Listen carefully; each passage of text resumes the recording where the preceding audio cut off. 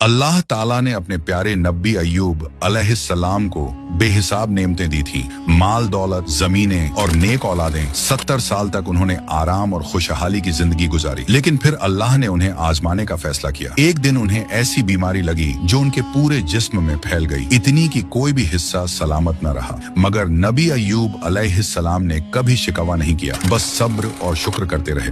लोग डरने लगे कि ये मर्ज कहीं हमें न लग जाए। कबीले के लोगों ने उन्हें बस्ती से बाहर कचरे के ढेर पर छोड़ दिया। सिर्फ उनकी वफादार बीवी रही जो हर हाल में उनका साथ निभाती रही। जब सारा माल दौलत और औलाद सब कुछ चला गया, वो बीवी जो कभी नेमतों में रहती थी अब मजदूरी करने लगी ताकि अपने शौहर को खाना खिला सके। मगर लोग डर के मारे उन्हें भी काम नहीं देते थे। आखिर एक दिन उन्हें अपने बालों की लट बेचनी पड़ी ताकि रोटी ला सके। एक दिन उन्होंने कहा, ए अय्यूब, आप तो अल्लाह के नबी हैं, अपने रब से दुआ कीजिए कि आपको शिफा दे दे। नबी अय्यूब अलैहिस्सलाम ने जवाब दिया, अल्लाह ने मुझे 70 साल सेहत दी, क्या मैं थोड़े वक्त की बीमारी पर सब्र न करूं? फिर एक दिन शैतान डॉक्टर का रूप बनाकर उनकी बीवी के पास आया। वो धोखे में आ गईं और उसे घर ले आईं। जैसे ही वो डॉक्टर पास आया, नबी अय्यूब अलैहिस्सलाम की तकलीफ और बढ़ गई। उन्होंने पहचान लिया ये कोई इंसान नहीं, ये इब्लीस है। उन्होंने अपने हाथ आसमान की तरफ उठाए और कहा, ऐ मेरे रब, मुझे शैतान ने तकलीफ पहुंचाई है। अल्लाह ताला ने उनकी पुकार सुन ली और फरमाया, अपना पैर जमीन पर मारो। जैसे ही उन्होंने ऐसा किया, वहां से ठंडा पानी का चश्मा फूट पड़ा। अल्लाह ने कहा, इससे नहा लो और पियो। उन्होंने वैसा ही किया और उसी पल अल्लाह ने उन्हें पूरी तरह शिफा दे दी। वो पहले से ज्यादा तंदुरुस्त और खूबसूरत हो गए। अल्लाह ने उन्हें पहले से ज्यादा माल, औलाद और बरकतें अता कर दी। सबक ये है, जब इंसान मुश्किल वक्त में सब्र और शुक्र का दामन नहीं छोड़ता तो अल्लाह उसकी हर दुआ कबूल करता है और उसे पहले से ज्यादा नेमतें देता है। कमेंट में लिखो अल्हम्दुलिल्लाहि रब्बिल आलमीन, ताकि ये कल कयामत के दिन तुम्हारे हक में गवाही बने।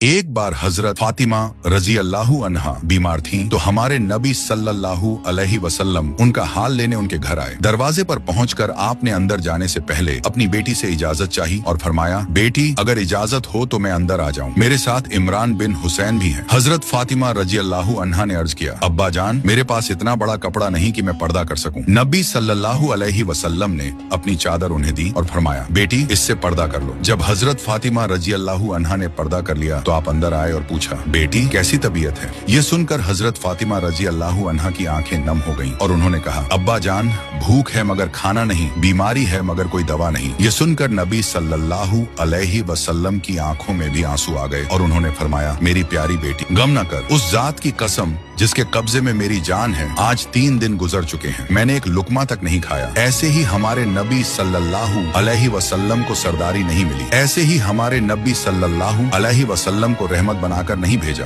क्या आपने कभी महसूस किया है कि जब हम सो रहे होते हैं तो हमारी रूह जिस्म से अलग हो जाती है? अक्सर लोग इस एहसास से गुजरते हैं और हकीकत ये है कि नींद एक तरह की आर्जी मौत है। इस्लामी तालीमात के मुताबिक अल्लाह ताली इस वक्त रूह को कब्ज फरमा लेते हैं और वो रूह जिस्म में वापस उसी वक्त आती है जब अल्लाह चाहें। लेकिन क्या आपने कभी सोचा ये रूह जाती कहाँ है? कुछ उलमा के मुताबिक ये रूह एक मुराकबती हालत में जिस्म से अलग होकर अल्लाह की हिफाजत में होती है। ये आजाद नहीं होती बल्कि एक हद में रहती है, मगर इसी दौरान कुछ प्रासरार कुव्वतें जैसे जन्नात या शैतान कभी कभी उस रूह को भटकाने की कोशिश करते हैं। यही वो लम्हे होते हैं जब ख्वाब हमें खौफनाक मनाजिर दिखाते हैं या जब हम अचानक झटके से जाग जाते हैं। अगर जिन या शैतान उसको भटका लें और रूह रास्ता भटक जाए तो इंसान मर जाता है।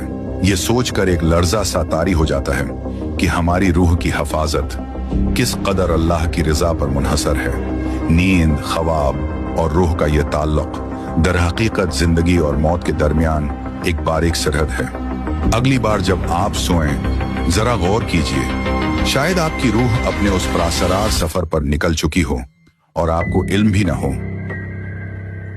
अल्लाह ताला ने अपने प्यारे नबी हजरत मोहम्मद सल्लल्लाहु अलैहि वसल्लम को हुक्म दिया कि वो जिन्हों के एक कबीले को कुरान मजीद सुनाएं। एक दिन नबी करीम सल्लल्लाहु अलैहि वसल्लम अपने सहाबी हजरत अब्दुल्लाह बिन मसूद रजी अल्लाहु अन्हु के साथ सहरा की तरफ गए। वहाँ नबी सल्लल्लाहु अलैहि वसल्लम एक जगह रुक गए और हजरत इब्न मसूद रजी अल्लाहु अन्हु से फरमाया कि अपनी जगह से मत हिलना। फिर नबी सल्लल्लाहु अलैहि वसल्लम आगे बढ़े और उनकी नजरों से ओझल हो गए। उस वक्त हजरत अब्दुल्लाह बिन मसूद रज़ियल्लाहु अन्हु के दिल में हल्की सी घबराहट हुई, मगर नबी सल्लल्लाहु अलैहि वसल्लम की हिदायत याद आते ही उन्होंने सब्र से काम लिया और अपनी जगह को नहीं छोड़ा। थोड़ी देर बाद हवा चली और दूर से काना फूसी जैसी आवाजें आने लगी, जैसे कोई जमात जमा हो रही हो। नबी सल्लल्लाहु अलैहि वसल्लम एक सही हदीस में फरमाते हैं कि मुझे जिन्हों का बुलावा आया और मैं उनके पास गया, उन्हें कुरान सुनाया। जब जिन्हों ने पहली बार अल्लाह का कलाम सुना तो वो हैरान रह गए। कुरान की आयतों ने उनके दिलों पर गहरा असर छोड़ा और अल्लाह की मर्जी से